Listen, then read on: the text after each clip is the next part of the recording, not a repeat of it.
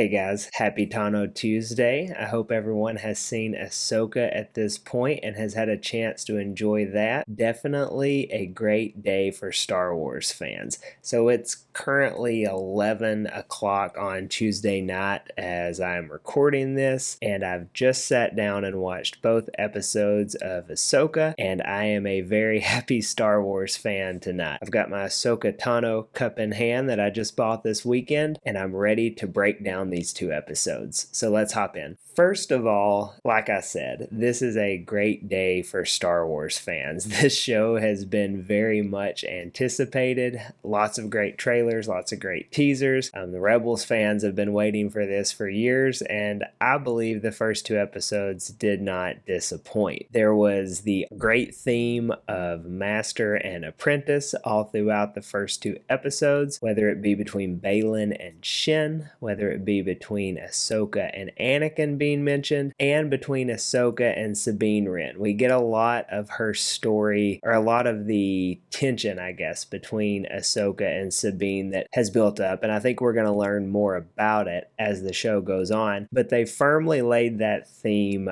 of master and apprentice as we get into this show. I think it's going to bring a great tension between the heroes and the villains here, between Ahsoka and Sabine and Baylan and Shin, and I believe it will culminate in some shape, form, or fashion with an Anakin and Ahsoka scene. I'm pretty sure we're going to get that, and I really like how they're building towards that. Back to the topic of Baylan and Shin, and we'll throw Merrick and Morgan Elsbeth in there as well. They are going to be good villains in this show. The Mandalorian, I mean, Moff Gideon has been a good villain, but a different type of villain, if you will. He's more strategical, maniacal, annoying, almost just kind of a pester to the heroes. These people are bad, like really bad. They can hurt you bad, to where Moff Gideon was always having to get to the point where he could defeat someone in combat. We don't have to worry about that with Baylan, Shin, or Merrick. And then Morgan Elsbeth is a witch, is a Night Sister descendant, so she can handle herself as well. So we have four formidable villains going into this, and I think that's going to really up the ante for our heroes. It's going to be fun to watch and see how all of that plays out. On top of that, we had a lot of lightsaber action for the first two episodes. We see Ahsoka taking out droids left and right. We have Sabine fighting Shin. That was an awesome battle.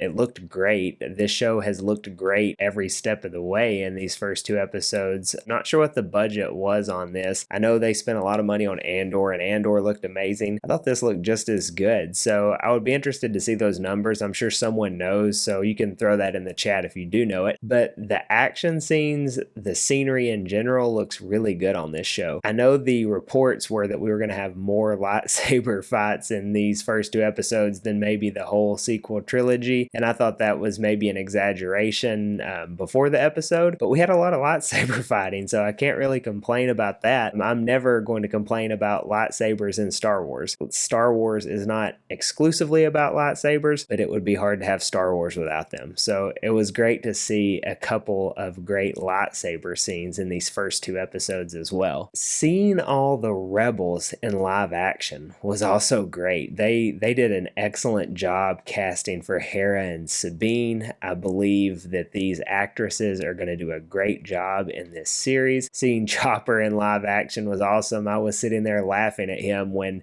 he was trying to throw the tracker on that ship. We also see different almost Rebels Easter eggs. So we have Ryder Azadi as the governor for Lothal. We had him in Rebels, as well as Jai Kell as a senator for the New Republic. He was in Rebels. He was one of the people with Ezra who defected from the Empire. I think it was in season 1, maybe season 2. I'd have to check on that, but it's early in Rebels. And so we see him and the governor there, and that's a direct Rebels Easter egg. I don't think it's fan service to say the least, but I do know Rebels fans were probably excited to see that and know exactly who they were when they came on screen. We saw Lothal in live action, which was awesome. Seeing the city, seeing the comms tower, the Loth Cats. I'm probably forgetting Rebels things because I've just watched it once, just sat down from this, so I'm sure I missed some Easter eggs, but there was a lot in there to make Rebels fans happy. Actually seeing it in live action on a streaming service, big screen, whatever you want to call it, that was very cool to see. This show is also very much a Rebels sequel. It picks right up with the Rebels epilogue. I watched it right before starting the show, and seeing how it all fits right into that timeline, it was fun to see that. But it also fits squarely within the Mandalorian timeline too. Having seen all 3 seasons of The Mandalorian, I'm not the biggest fan of season 3 as far as The Mandalorian goes, but I do think there was enough important information given in season 3, kind of building upon this idea of Thrawn, and there's some issues in the New Republic. I think I'm seeing where they're going, putting this big picture together. So this story definitely fits squarely in with the Mando timeline as well. And so it's interesting to see how all that starts to mesh together between Rebels, Mandalorian, now Ahsoka. I'm thinking this is going to be a great timeline to explore over the next few series, and then ultimately the movie that Dave Filoni will be producing that's going to culminate this timeline in Star Wars. I only had a couple complaints, and not even really big ones. I guess one bigger than the other. I don't even think the rock music was a complaint, that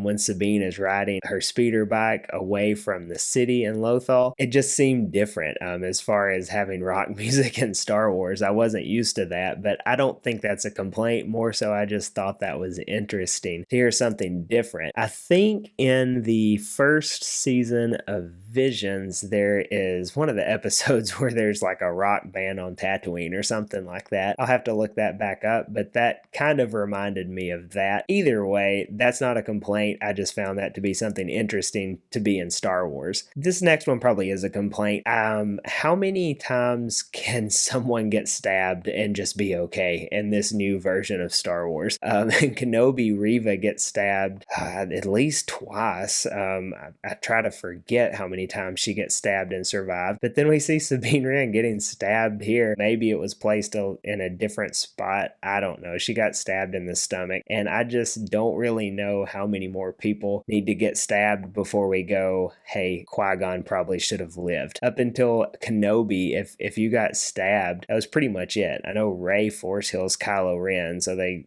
give a little bit of an explanation there that at least makes sense, but just people getting stabbed over and over and over and then surviving, not sure that I'm a big fan of that. But again, very, very, very minor. I'm sure her being defeated by Shin, that's going to be a story that kind of builds up over this series, and we will see her beating Shin, I'm sure, at the end of this. So it will serve a storytelling purpose. I just feel like maybe she could have got beat a different way than surviving another stab wound, which I think for part of the fan base will say, man, how do they just keep surviving those? But if that's the biggest complaint that I have out of this, then there's very few things to complain about. This was an awesome first 2 episodes. I'm excited to see where the next 6 weeks take us. So let me know what you thought about these episodes in the comments. Did you enjoy them? What complaints did you have? What were your favorite parts? Drop those in the comments. I would love to have a discussion about that. Kevin and I will be breaking this down in a lot more detail on the second episode of the Force with Friends podcast that I'll be posting here on my YouTube channel. If you missed last week's, check it out. I'll put it down in the description below. We talked about our Ahsoka predictions and our wish list. This week we'll break down these 2 episodes and where we think it's going from here. So that will drop this Friday morning at 9 a.m. if all goes well. So definitely subscribe and hit the bell notifications to know when I'm posting new videos so you will not miss that episode this Friday. Otherwise, may the Force be with you.